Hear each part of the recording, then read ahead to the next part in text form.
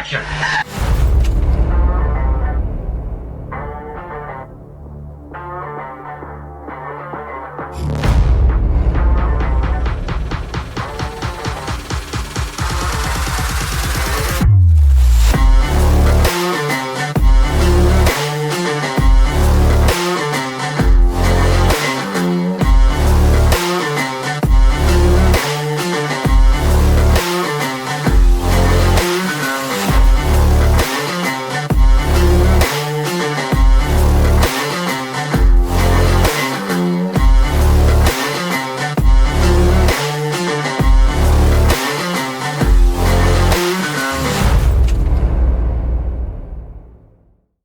Salut tout le monde, salut les cinéphiles, bienvenue pour une nouvelle critique. Alors aujourd'hui on va parler un petit peu cinéma américain avec le dernier film de Robert Zemeckis, Here, les plus belles années de notre vie. C'est parti. Here est un drame américain coécrit et réalisé par Robert Zemeckis sorti en 2024. Il s'agit d'une adaptation de la bande dessinée du même nom de Richard McGuire. Robert Zemeckis est un réalisateur, producteur et scénariste américain. Découvert grâce au film d'aventure à la poursuite du diamant vert, il se fera mondialement connaître pour avoir réalisé la trilogie de Retour vers le futur, Qui veut la peau de Roger Rabbit, Seul au monde ou bien encore Forrest Gump qui lui vaudra l'Oscar de meilleur réalisateur. Il est considéré comme un innovateur dans le domaine des effets visuels avec l'utilisation précoce d'infographies insérées dans des séquences filmées comme dans Retour vers le futur 2 ou Forrest Gump, avec l'insertion d'animations en 2D dans Qui veut la peau de Roger Rabbit et les techniques de performance capture dans le Pôle Express, La légende de Beowulf, Le drôle de Noël de Scrooge ou bien encore Bienvenue à Marwen. Ces dernières années, le réalisateur s'est illustré dans des films disons un peu plus mineurs comme Sacrée sorcière ou l'adaptation de Pinocchio. Here est donc son dernier film avec un retour aux sources d'une certaine forme de cinéma dit expérimental dont le cinéaste raffole. Côté histoire, Here est inspiré de la nouvelle graphique éponyme de Richard McGuire. Le projet original consistait en une série de 6 planches en noir et blanc, publiées dans le magazine Raw en 1989. En 2010, l'auteur annonçait qu'il préparait une version de plusieurs centaines de pages et entièrement en couleur.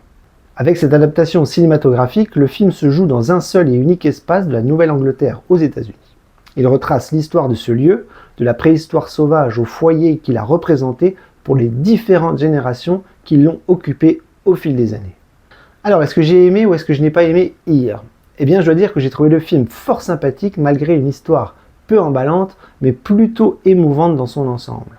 Ce que j'aime chez Zemeckis, c'est sa faculté et sa capacité à innover, à tenter des trucs à travers ses films qui donnent toujours l'impression au spectateur que le cinéma est aussi un art ludique.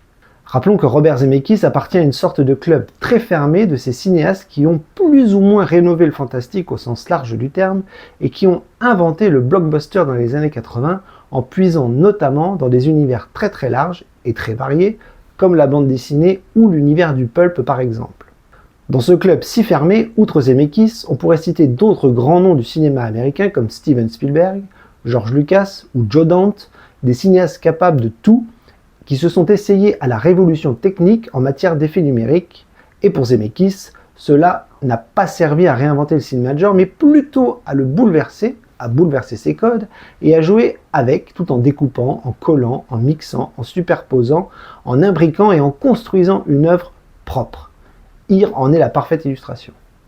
Dans le cas présent, Here marque, 30 ans après Forrest Gump, les retrouvailles entre les comédiens Tom Hanks, Robin Wright, le réalisateur et le scénariste Eric Roth. Et rien qu'avec le casting, on sent pointer de la nostalgie qui va continuer à dégouliner à travers le métrage. Et c'est clairement volontaire. C'est voulu puisque le film est uniquement basé là-dessus, sur la recherche de la nostalgie. Et le résultat est une odyssée visuelle époustouflante marquée par des souvenirs d'amour, de perte et d'espoir qui ne peuvent que marquer les spectateurs en parfaite harmonie avec ce que le film raconte, avec des personnages et des situations liées au temps qui passe. Ce qu'il raconte, c'est l'histoire de chacun d'entre nous qui ne peut que s'identifier à cette histoire commune et bouleversante en matière émotionnelle. Tout le monde s'y retrouvera, c'est une certitude. Les thèmes abordés dans Here sont universels et le cinéaste se plaît à traiter ce foutu temps qui passe de l'évolution, qu'elle soit d'ordre naturel ou historique. Zemeckis, en fin psychologue qu'il est, s'amuse à traiter aussi des relations humaines dans ce qu'elles ont de plus simple et de plus complexe, à travers les relations familiales notamment, avec un suivi assez rapide de plusieurs générations. Le cinéaste parle également de la mémoire au sens propre comme au sens figuré à travers le quotidien de ses personnages ou à travers les époques qui filent à vitesse grand V. Bref, arriver à jongler entre l'utilisation de la technique, la construction minutieuse d'un scénario qui parle à tout le monde et la recherche absolue du divertissement n'est pas une chose facile et le réalisateur de 72 ans est toujours en quête de cette exploration permanente qu'on retrouve de manière très forte dans ce film. Mais comme je le disais au tout début de cette vidéo, le plus impressionnant n'est pas ce que le réalisateur raconte, mais la façon dont il le raconte. La forme du film qu'il utilise pour raconter son histoire reste impressionnante. Simple, mais impressionnante. Le concept est ultra original dans sa conception en matière cinématographique. Un plan fixe pour raconter autant de vies qui passent en seulement 1h40 révèle de l'exploit. Car le tour de force de Zemeckis est ici. Avec ce plan fixe, on peut se poser 1000 questions sur le sens donné à cette technique. Pourquoi un plan fixe? Pourquoi autant d'ellipses? Pourquoi mettre en scène les acteurs avec ce positionnement de caméra? Comment intégrer les effets spéciaux dans ce dispositif? Autant de questions que d'interprétations chez des spectateurs totalement interloqués et happés par le résultat et une mise en scène minutieuse et riche. Personnellement, j'y ai vu un hommage à l'essence même du cinéma, la photographie.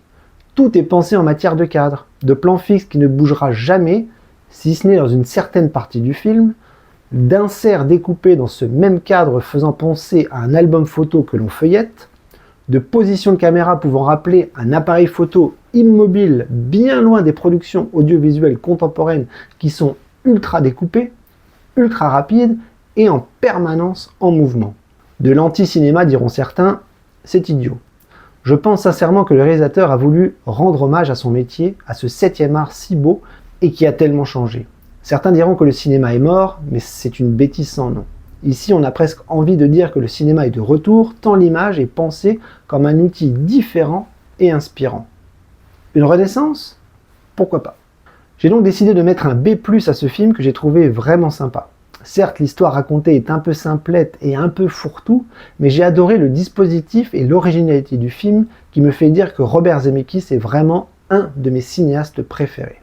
Voilà, j'espère que ma critique vous aura donné envie de voir Here. Franchement, allez-y, c'est une expérience très sympa à vivre. Et si vous avez un petit cœur qui bat au fond de vous, les larmes devraient ne pas être très très loin.